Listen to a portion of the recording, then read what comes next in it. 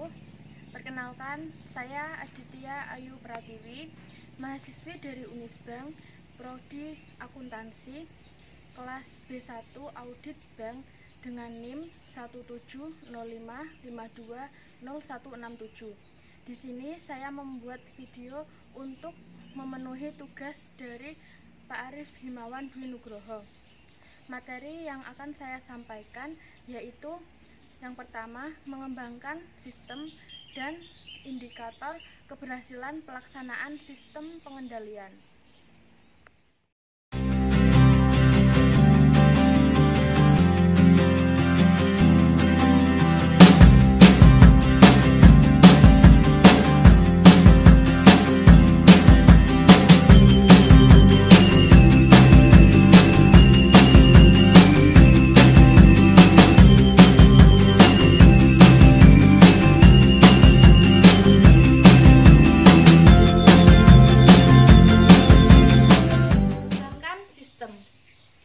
Yaitu menyempurnakan penetapan struktur organisasi, jabatan, uraian jabatan, evaluasi jabatan, dan position karakter. Kemudian ada petunjuk pelaksanaan, standarisasi kerja, pedoman prosedur kerja, dan sebagainya. Kemudian penyempurnaan menjadi dasar bagi pegawai untuk mengetahui wewenang dan tanggung jawab mereka supaya kinerja setiap pegawai unit kerja dan bank secara keseluruhan dapat diukur secara jelas. Kemudian prinsip pokok sistem pengendalian internal yaitu untuk mengembangkan sistem yang pertama adanya pemilihan fungsi secara tepat, kemudian sistem pemberian wewenang dan prosedur yang layak, dan praktik-praktik yang sehat, dan yang terakhir yaitu kualitas pegawai yang seimbang dengan tanggung jawabnya. Adanya pemisahan fungsi secara tepat. Pemisahan fungsi membutuhkan suatu rencana yang betul-betul baik, sederhana, fleksibel, dan menunjukkan wewenang serta tanggung jawab pegawai. Kemudian, perencanaan organisasi berdasar pada fungsi. Jika terjadi pelanggaran terhadap konsep fungsi, maka risiko yang akan ditanggung sangatlah besar. Pemisahan fungsi untuk personil bank harus konsisten. Contoh, dalam praktiknya, meskipun dalam organisasi di bank telah diatur dengan jelas, maka sering terjadi pelanggaran karena kebijakan manajer bank menginginkan pekerjaan yang cepat, tetapi mengabaikan aspek pengendaliannya. Kemudian unsur pemisahan fungsi yang paling pokok yaitu yang pertama, fungsi operasi, kemudian yang selanjutnya yaitu fungsi penyimpanan, dan yang terakhir yaitu fungsi pencatatan. Yang kedua yaitu fungsi-fungsi dalam organisasi cabang secara spesifik. Fungsi-fungsi dalam organisasi cabang secara spesifik dibagi menjadi yang pertama, fungsi pelayanan kepada seorang nasabah bank. Selanjutnya, fungsi operasi dan pelaksanaan transaksi. Dan yang terakhir yaitu fungsi akuntansi atau pencatatan. Dari fungsi tersebut, organisasi cabang bank dapat dikategorikan menjadi yang pertama, fungsi pelayanan kepada seorang nasabah dengan kategori yang pertama, teller, yang kedua, customer service, yang ketiga, relationship officer, dan yang keempat yaitu penagihan dan penyeleksian kredit. Yang kedua, fungsi operasi dan pelaksanaan transaksi dengan kategori yang pertama back office, yang kedua transfer, yang ketiga trade service atau ekspor impor. Yang keempat yaitu general affairs. Yang kelima sumber daya manusia. Yang keenam yaitu clearing. Fungsi akuntansi dengan kategori akuntansi keuangan, laporan keuangan, pengawasan data dan verifikasi, dan yang terakhir yaitu teknologi informasi. Unsur koordinasi setiap fungsi tetap perlu dibina dan diatur dengan bagus. Pembagian tugas, tanggung jawab, serta wewenang harus jelas di bagian organisasi, juga pedoman prosedur kerja dalam uraian jabatan masing-masing personil bank.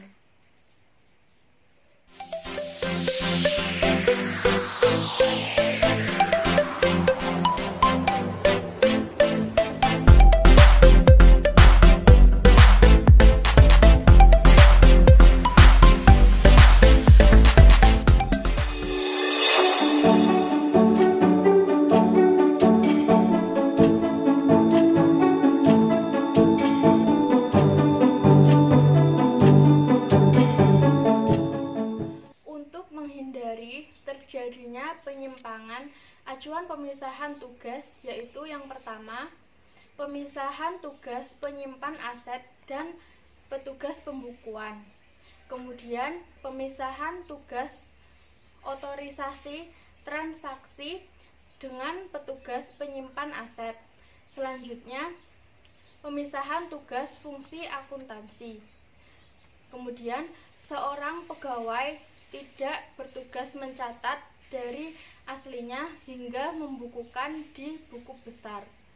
Dan yang terakhir yaitu pemisahan tanggung jawab operasional dan tanggung jawab pembukuan.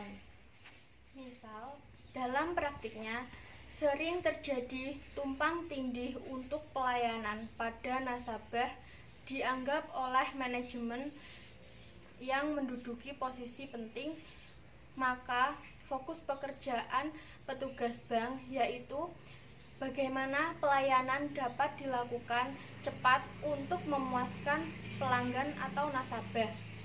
Sebab sering terjadi pelanggaran. Pelanggaran terjadi akibat perangkapan tugas oleh satu petugas pada fungsi yang berbeda. Cross utilization yaitu seorang petugas bank melakukan beberapa macam tugas yang berbeda. Suatu petugas bank atau unit kerja bisa melakukan cross utilization dalam fungsi yang sama. Contoh, jika petugas clearing bank berhalangan, maka petugas yang menggantikan yaitu petugas yang menangani transfer bukan teller, karena petugas clearing satu fungsi dengan petugas transfer. Sistem pemberian wewenang dan prosedur yang layak. Media yang dibutuhkan dalam sistem pemberian wewenang dan prosedur yang layak yaitu media. Media yang pertama yaitu media pencatatan yang akurat, tepat, dan cepat. Selanjutnya, media yang kedua yaitu media untuk mengawasi pencatatan aktivitas dan transaksi. Penggolongan dalam struktur pos-pos perkiraan pembukuan. Sistem ini diatur juga dalam prosedur persetujuan yang logis dan bentuk formulir kerja, dokumen dan dokumentasi, serta cara pencatatan yang sesuai dengan standar. Sistem ini juga didesain berdasarkan luas ruang lingkup organisasi, volume dan kompleksitas transaksi, serta kualitas dari sumber daya manusia bank. Contohnya, pemberian wewenang untuk kredit komite tingkat cabang dalam memutuskan kredit dari direksi bank. Pelimpahan wewenang ini diikuti dengan syarat-syarat yang harus dipenuhi. Praktik yang sehat. Cara-cara untuk meyakinkan wajarnya suatu transaksi dan kegiatan yang dilakukan dengan pemisahan tugas dan tanggung jawab. Bentuk praktik yang sehat terdapat mekanisme kerja yang objektif dan berdasar pada kebijakan manajemen yang sesuai dengan ketentuan yang berlaku dan rasional. Contohnya, praktik joint custody atau dual custody. Aset bank yang sangat berharga dan mudah likuid disimpan dengan penyesuaian dan pengeluaran kuncinya oleh dua orang atau lebih yang berbeda. Aset ini bisa berupa uang tunai, dokumen berharga, cek, biliet, dan deposito atau yang lainnya. Tempat penyimpanannya adalah vault atau khasanah. Pada pintu vault dilengkapi dengan kunci dan di lemari besi dilengkapi dengan kunci serta angka kombinasi rahasia dan dilakukan oleh officer bank. Mandatory vacation. Cuti bagi personil bank yang merupakan hak karyawan. Jika dari sudut pandang pengendalian, cuti diartikan suatu keharusan. Keharusan adanya petugas penggantinya melakukan tugas personil yang cuti. Maka, jika ada kekurangan atau kecurangan, bisa segera diperbaiki. Misal, dalam hal pemberian kredit kepada nasabah yang mempunyai kaitannya dengan bank. Untuk itu, prosedur yang dianut bank harus memuat langkah-langkah untuk yang pertama, maker, si pembuat analisis, transaksi, dan dokumen. Selanjutnya, checker, melakukan pengecekan kebenarannya. Dan yang terakhir yaitu approval, yaitu pembuat persetujuan kegiatan atau aktivitas.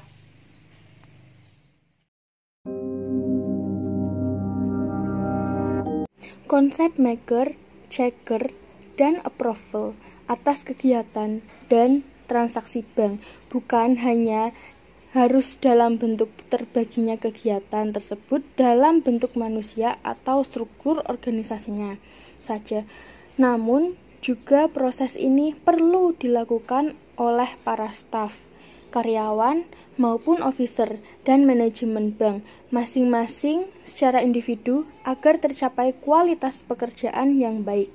Artinya, setiap personil apabila melakukan tugasnya akan berfungsi sebagai maker. Kemudian, si pembuat dan melaksanakan pekerjaan itu sampai selesai.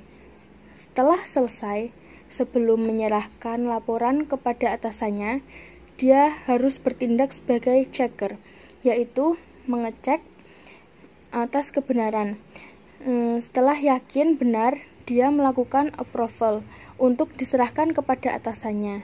Selanjutnya, atasannya melakukan fungsi maker, checker, approval yang serupa. Hal ini juga berlaku bagi penyelia.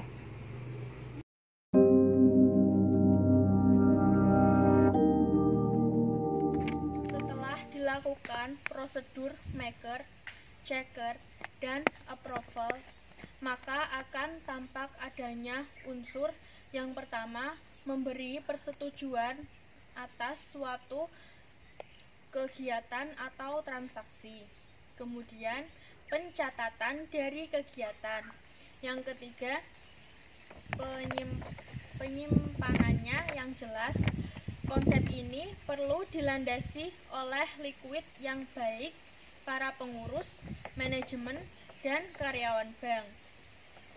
Dan yang keempat, yaitu kualitas pegawai yang seimbang dengan tanggung jawabnya. Untuk menyampaikan pegawai dalam jabatan tertentu perlu diperhatikan kesesuaian antara jabatan dan kemampuan personil yang bersangkutan. Penyempurnaan pemantapan sistem pengendalian. Jika tuntutan jabatan perlu kualifikasi yang tinggi, bisa dilakukan peningkatan training atau cara lain seperti penyempurnaan pemantapan sistem pengendalian, kemudian keefektifan tindak lanjut, dan selanjutnya yaitu pemanfaatan hasil-hasil audit. Membina manusia. Membina unsur manusia atau sumber daya manusia dalam organisasi bank sangatlah penting. Unsur pengendalian yang mendasar adalah masalah kualitas sumber daya manusia. Beberapa hal yang penting yaitu mengenai hal-hal seperti yang pertama, peningkatan mutu kepemimpinan. Peningkatan mutu kepemimpinan meliputi pengetahuan, keahlian, perilaku, dan pengalaman, serta kemampuan supervisi yang dapat ditingkatkan dengan cara pelimpahan wewenang, serta pertanggungjawaban kerja yang jelas, atau bisa juga melalui jalur pembinaan kerohanian untuk individu atau insan bank. Keterbukaan hubungan kerja dan pendekatan. Keterbukaan hubungan kerja serta pendekatan meliputi penetapan sasaran tim sehingga setiap orang menghargai kinerja tim dan terlibat dalam kerja tim dalam satu unit kerja. Untuk itu diperlukan implementasi pembangunan tim dan pertemuan antar divisi. Kemudian kemampuan untuk melakukan komunikasi, mengembangkan keahlian, serta memecahkan masalah dan mengembangkan manajemen skill atau training yang meliputi leadership, delegation, coaching, serta menerapkan atau penilaian atas prestasi dan kemampuan kerja pegawai bank. Mawas diri, disiplin pribadi, dan tidak kolusi dapat terbentuk dan terbina dalam suatu organisasi yang memungkinkan berkembangnya pribadi setiap orang untuk selalu melakukan introspeksi diri secara terbuka. Maka keputusan manajemen dalam tingkat tertentu perlu diketahui latar belakangnya. Peningkatan motivasi dan pembinaan personil.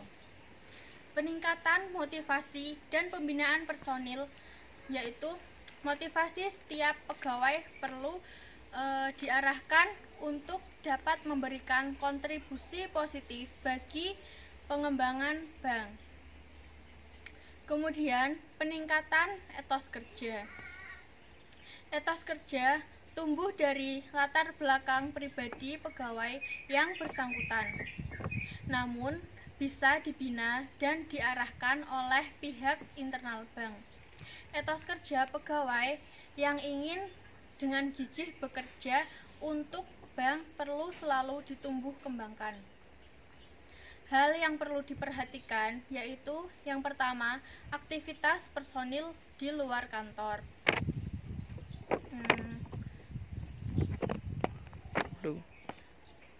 Aktivitas personil di luar kantor bermakna positif jika menunjang kegiatan bank, seperti mengikuti organisasi bank dan lain-lain. Kemudian bermakna negatif jika merugikan bank, misal berbisnis dengan nasabah dengan menyalahgunakan bank. Kemudian mutasi atau rotasi personil bank.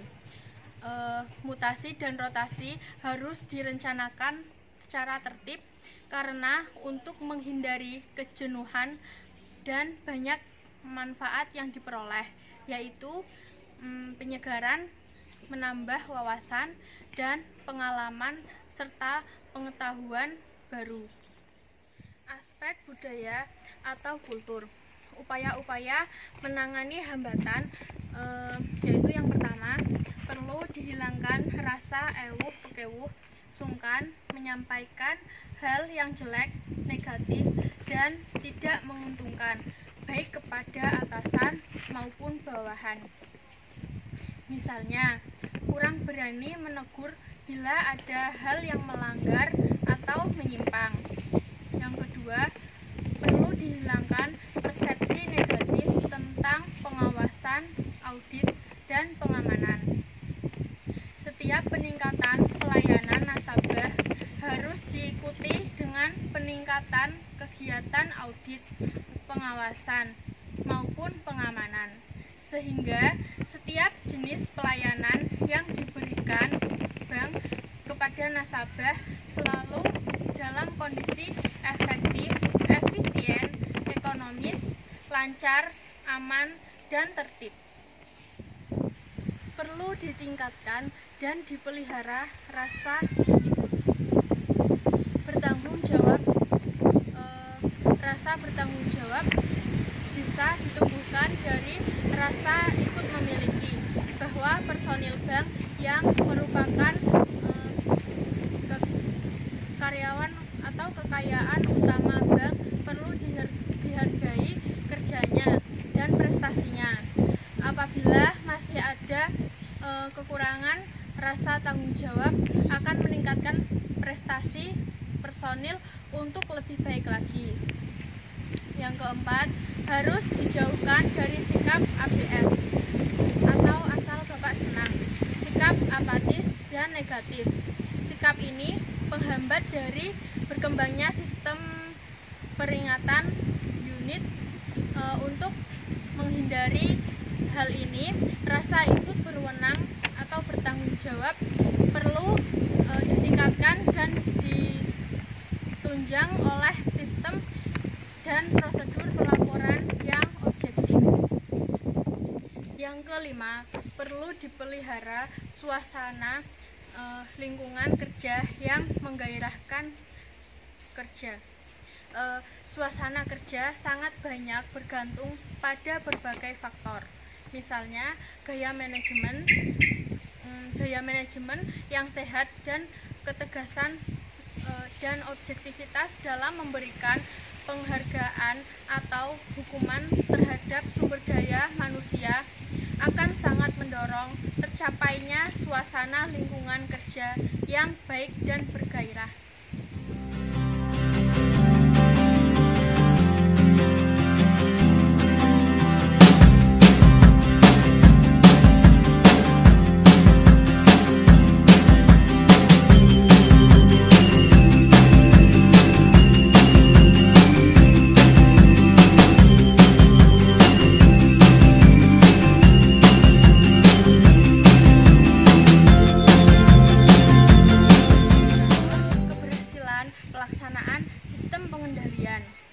Dalam pelaksanaannya, sistem pengendalian di lingkungan bank membutuhkan komitmen dari semua pihak karena semua jajaran terlibat secara langsung.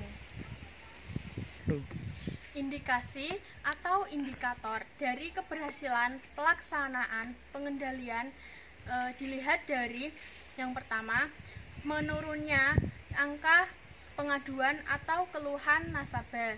Yang kedua, menurunnya jumlah penyelewengan atau kebocoran. Yang ketiga, berkurangnya kemacetan dalam pelaksanaan pekerjaan. Yang keempat, berkurangnya frekuensi audit khusus pada umumnya dan berkurangnya kasus khusus. Yang kelima, meningkatnya keterampilan pegawai bank dalam melaksanakan pekerjaan. Yang keenam, meningkatnya efektivitas dan efisiensi pelayanan bank. Yang ketujuh, meningkatnya disiplin kerja pegawai yang diimbangi dengan meningkatnya semangat dan gairah prestasi yang produktivitas kerja. Kemudian yang kedelapan, meningkatnya kesehatan bank secara keseluruhan. Program dan anggaran dijabarkan lebih lanjut oleh tingkat manajemen di bawahnya dalam bentuk lebih rinci dan operasional dalam bentuk anggaran tahunan dalam bentuk yang pertama, rencana strategi, yang kedua, bagan asosiasi, yang ketiga, meja titik kendali, dan yang keempat yaitu rencana kegiatan. Dengan menggunakan aktivitas tersebut, maka kegiatan atau aktivitas dapat dilaksanakan secara periodik, mingguan, bulanan, triwulan, atau tahunan. Aktivitas selalu dibandingkan untuk mengukur pencapaian dari rencana, atau jika terjadi deviasi dilakukan revisi untuk penyempurnaan atau perbaikan.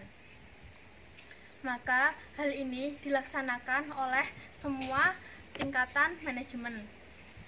Setiap tahun dilakukan review atau penilaian yang menyeluruh untuk melihat kinerja secara keseluruhan dan penyusunan rencana pada periode berikutnya.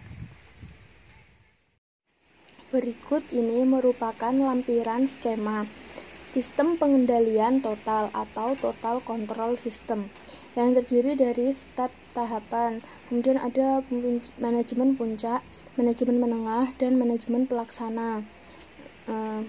Stepnya yaitu ada planning, perumusan strategi, perumusan kebijakan, kegiatan 5W 2H, kemudian ada DO atau pelaksanaan, kemudian ada cek, meninjau ulang dan mengkonfirmasi, kemudian ada action.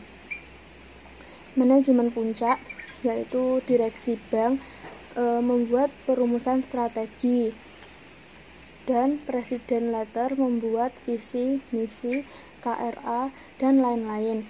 Kemudian membentuk rencana induk dan anggaran. Anggaran itu ada anggaran tahunan yang dibuat oleh manajemen menengah dan pelaksana. Keduanya melakukan rencana strategi, kemudian membuat bagan asosiasi. Selanjutnya melakukan meja titik kendali dan rencana kegiatan 5W 2H. Selanjutnya melaksanakan kegiatan. Kemudian membandingkan dengan gambaran manajemen ukuran prioritas atau program. Setelah itu diadakan rapat perusahaan oleh manajemen puncak, dan kemudian manajemen menengah dan pelaksana mengikuti rapat tersebut. Selanjutnya terbentuklah rencana tahunan dan meninjau ulang rapat. Berikutnya kemudian ditemukan ukuran-ukuran balasan yang dijalankan dalam proses perencanaan berikutnya.